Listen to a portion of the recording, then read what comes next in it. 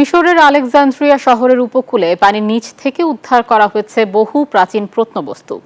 Ptolemaic থেকে Roman বিভিন্ন আমলের এসব নিদর্শন ইঙ্গিত দিচ্ছে এক নতুন ইতিহাসের। বিশেষজ্ঞরা বলছেন, এখানে একসময় ভবন, মন্দির এবং জলাধার সহ একটি পুরো শহরই ছিল। ধারণা করা হচ্ছে এটি প্রাচীন কেনোপাস শহরেরই একটি হারিয়ে যাওয়া বর্ধিত অংশ হতে পারে। মিশরের আলেকজান্দ্রিয়ার উপকূলে পানির নিচ থেকে উঠে এলো হাজার বছরের পুরনো ইতিহাস।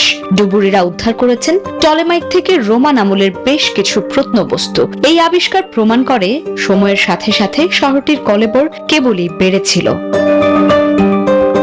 প্রত্নতত্ত্ববিদরা বলছেন, শুধু নিদর্শনই নয়, এখানে আস্ত একটা শহরের প্রমাণ মিলেছে। পাওয়া গেছে পুরনো দিনের ভবন, মন্দির আর মাছের খামারের চিহ্ন।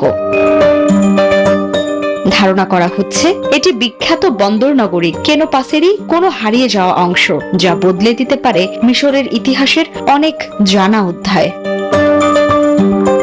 Desk report, news 24। স্বাস্থ্যকর অল টাইম হানিকম, সব সময় অল টাইম হেলদি লাইফ।